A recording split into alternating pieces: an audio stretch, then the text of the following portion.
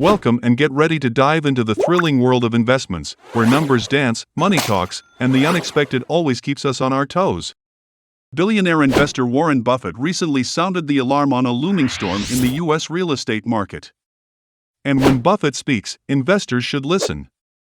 So his cautionary note about the U.S. commercial property market could shed some light on what it means for the real estate market, businesses, and even your neighborhood. Let's begin by listening to what Buffett has to say. This question comes from Tom Seymour. He says the first sentence of a recent Financial Times article read, "Charlie Munger has warned of a brewing storm in the U.S. commercial property market, with American banks full of what he said were bad loans as property prices fall. Please elaborate on what's going on in commercial real estate. How bad will the losses be, and what sectors or geographies look particularly bad?" I'll just add an addendum from another viewer who wrote in and wanted to know if Berkshire would be more active in commercial real estate as a result. Well, Berkshire's never been very active in commercial real estate. It works better for taxable investors than it does for corporations taxed the way Berkshire is. So I don't anticipate huge effects on Berkshire, but I do think that the hollowing out of the downtowns in the United States and elsewhere in the world is going to be quite significant and quite unpleasant. I think the country will get through it all right, but as they say, it will often involve a different set of owners. Yeah, and the buildings don't go away, but the owners do. Well, for the past 15 years, the U.S. real estate market has been riding high on a wave of cheap debt. Take a look at this chart that tracks the federal funds effective rate. Basically, the interest rates in our economy have been hovering around 0%, encouraging folks to take on massive amounts of debt and pushing real estate prices to dizzying heights. Let's say someone in your hometown is buying an office building for a whopping $1 million. This buyer doesn't have $1 million and they head over to a local bank to get a loan for most of that $1 million purchase. They pitch in $250,000 from their own savings as a down payment and asks for a loan to cover the remaining $750,000. Let's say the buyer secures a 5% interest-only loan. That means they must pay 5% of the total loan balance annually. With a 5% interest rate, the yearly payment to the bank is $37,500. Whether the property can cover this payment depends on its net operating income, which is like the rent it earns minus its expenses. So, if the building brings in $70,000 a year, it's performing very well, and one key thing banks look at is the debt service coverage ratio, or DSCR for short. It's the firm's available cash flow to pay current debt obligations. The DSCR shows investors and lenders whether a company has enough income to pay its debts. This gives us a DSCR of 1.87 times, and banks usually like it to be over 1.2 times. So, this property is in good shape with that low 5% interest rate. But things get complicated when interest rates increase, particularly for commercial property owners who have to face interest rate resets every few years. So, let's raise that interest rate to 7%. Suddenly, your annual payment soars to $52,500. The property's financial situation has become more challenging due to the much larger debt payment. If interest rates reach 9%, prepare to pay $67,500. And that's when the trouble begins. The income from the property, which was initially $70,000, is now barely enough to cover the increased debt payment. In today's environment, office spaces are losing their appeal because of the growing trend of remote work, and it looks like this change is here to stay. In the past, offices were the primary workplace, but the COVID-19 pandemic boosted the popularity of working from home. Businesses have recognized that remote work can be highly productive.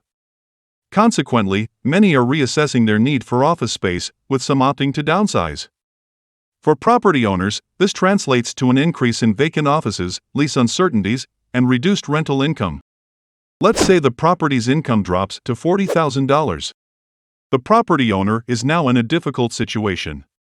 The income of $40,000 isn't sufficient to cover the loan payment of $67,500, and this could lead to foreclosure. In that case, the bank would take over the building and sell it to a new owner, probably at a much lower price than what the original buyer paid. Ultimately, the bank will have to absorb the financial loss on the loan. This is precisely what Warren Buffett meant when he said, "The buildings don't go away, but the owners do." Here's how Buffett explained how the real estate market got into this mess in the first place. But most people like to buy with non-recourse in real estate. And one time I asked Charlie, there was some real estate guy we were talking to him, and how do they decide how much a building like this is worth? And the answer is it's whatever they can borrow without signing their name.